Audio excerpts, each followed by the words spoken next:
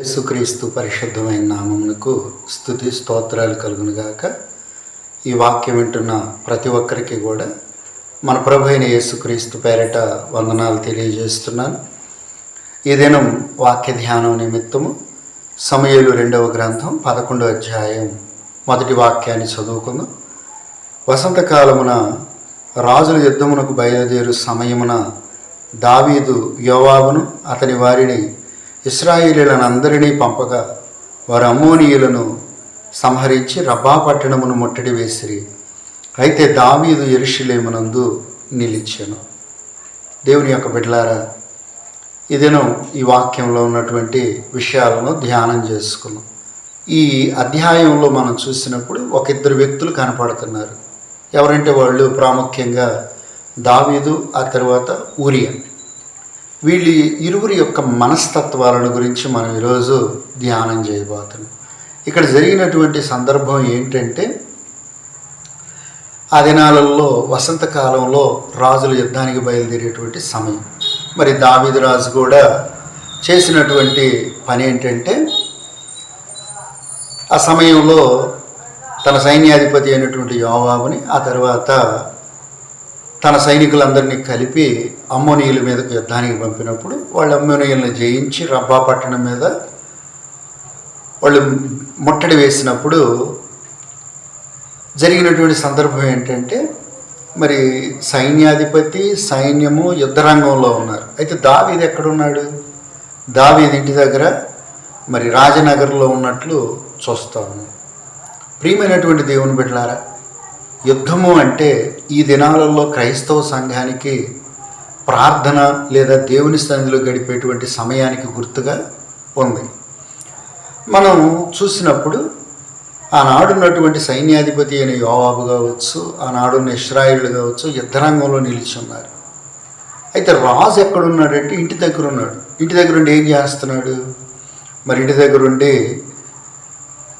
ఆయన ఒకానొక దినం ఏం జరిగిందంటే, సాయంకాలం వరకు పడుకున్నాడంటే సాయంత్రకాలం లేచి నగరి యొక్క మేడ మీద తిరుగుతూ ఉన్నప్పుడు చూడరాని దృశ్యం చూసి, స్త్రీ స్నానం చేసేటప్పుడు చూసి ఆమె గురించిన విషయాలు తెలుసుకుని ఆమె ఇంటికి పిలిపించి ఆమెతో పాపం చేసినట్లు చూస్తూ ఉన్నాం. ఆమె పేరు బెత్షెబ. అయితే కొన్ని దినాలకి ఏం జరిగిందంటే, ఆమె మరి ఇంటికి వెళ్ళిపోయింది. ఆమె ఎవరంటే ఊరియా యొక్క భార్య, తన సైనికుని యొక్క భార్య. ఊరియా ఎక్కడున్నాడు? ఊరియా యుద్ధరంగంలో ఉన్నాడు. అయితే ఈమె కబురు పెట్టింది దావీదుకయ్యా, మరి నేను గర్భవతిని అయిపోయాను కాబట్టి దీని విషయంలో మరి ఏం చేయాలని కబురు పెట్టినప్పుడు, తర్వాత దావీదు దానికి కావలసినటువంటి నడవడి తీసుకోవాలని చెప్పేసి ఊరియాను యుద్ధరంగం నుంచి పిలిపించడం జరుగుతూ ఉంది. అయితే ఊరియా వచ్చిన తర్వాత ఊరియాతో మాట్లాడి యుద్ధ సమాచారం తెలుసుకొని నీవు ఇంటికి వెళ్ళి నీ భార్యతో సంతోషంగా ఉండమని చెప్తాడు. అయితే ఊరియా ఏం చేశాడు? ఇంటికి వెళ్ళలేదండి.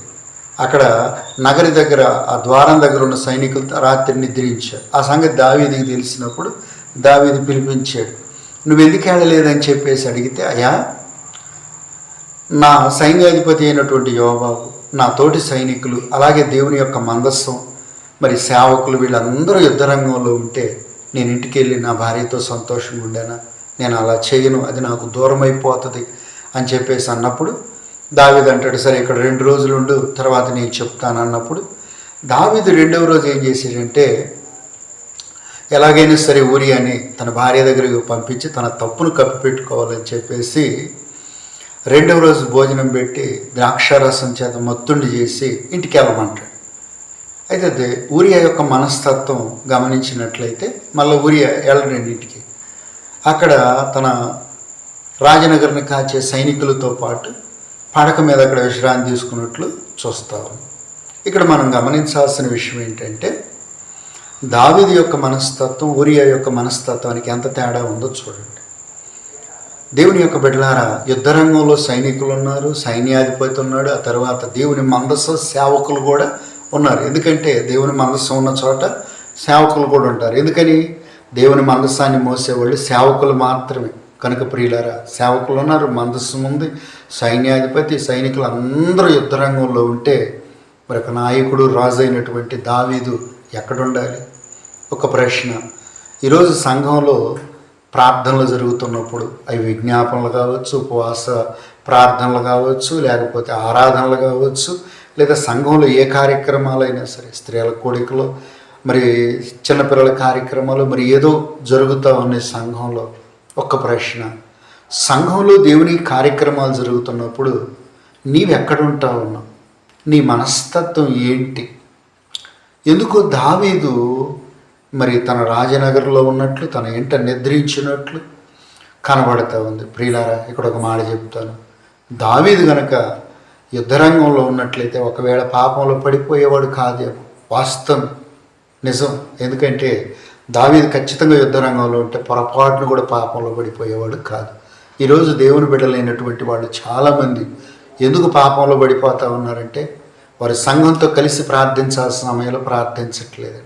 సంఘ కార్యక్రమాల్లో ఉండాల్సిన సమయంలో ఉండట్లే. వాళ్ళు ఎక్కడెక్కడ ఉంటున్నారు? ఈరోజు ఒక ప్రశ్న వేసుకో. దేవుని సన్నిధి జరుగుతూ ఉన్నప్పుడు, సంఘం దేవుని మందిరంలో కూడుకొని ఉన్నప్పుడు నీవెక్కడ ఉంటున్నావు?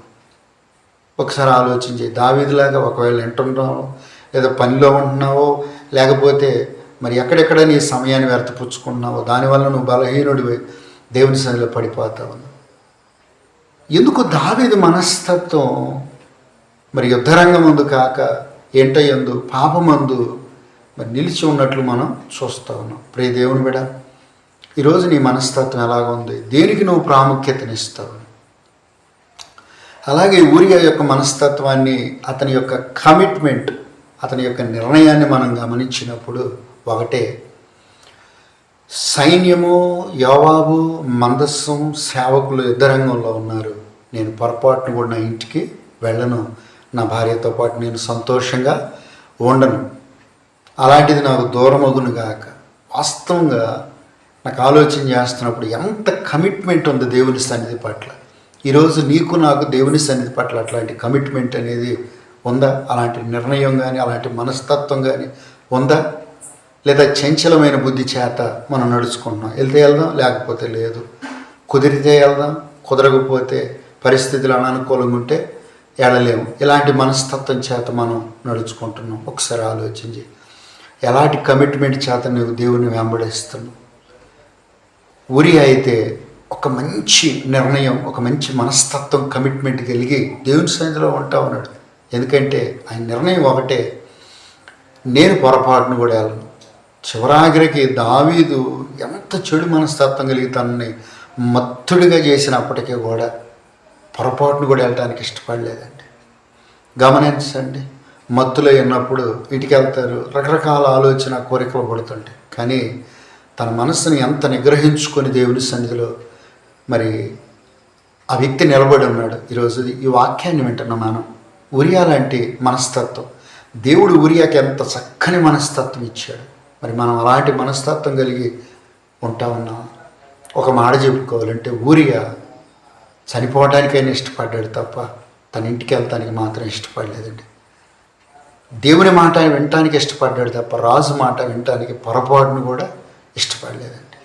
ఈరోజు చాలామంది చిన్న చిన్న కారణాలను బట్టి దేవునికి సన్నిధికి దూరం అవుతూ ఉన్నారు. ప్రార్థన దూరం అయిపోతున్నారు. కొన్నిసార్లు మనమే నిర్ణయించుకుంటాం ప్రార్థనా సమయాలు.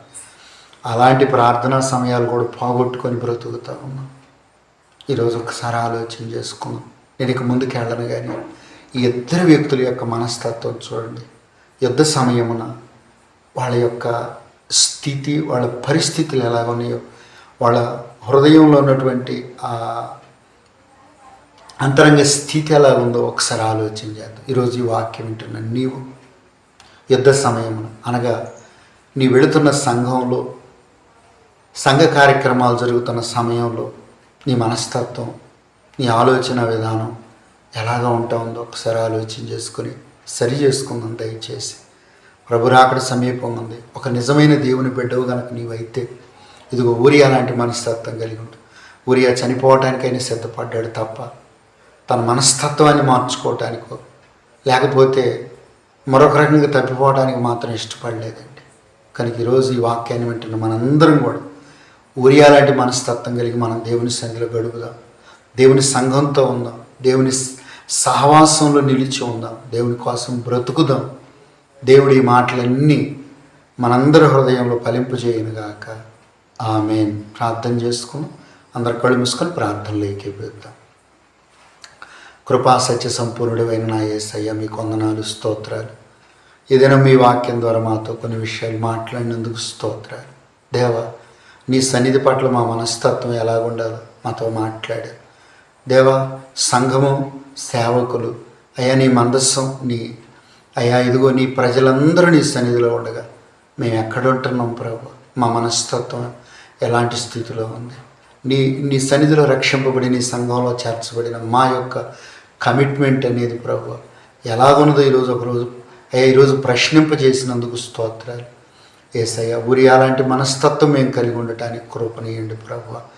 కనుక నీ బిడ్డలమైన మేము ప్రభు నీ సన్నిధిలో, నీ సంఘం ప్రభు, నీ సేవకులు ఎక్కడున్నారో దాన్ని బట్టి మేము గ్రహించుకొని నడుచుకునే కృపనివ్వండి ప్రభు. మేము ఎక్కడెక్కడో మా సమయాలను పాడు చేసుకొని మా ఆత్మీయ జీవితాలు నష్టపరుచుకొని పాపంలో పడిపోకుండా, అపవాది చేత చిక్కి ఉరుల్లో చిక్కుకొని నశించిపోకుండా కాపాడండి.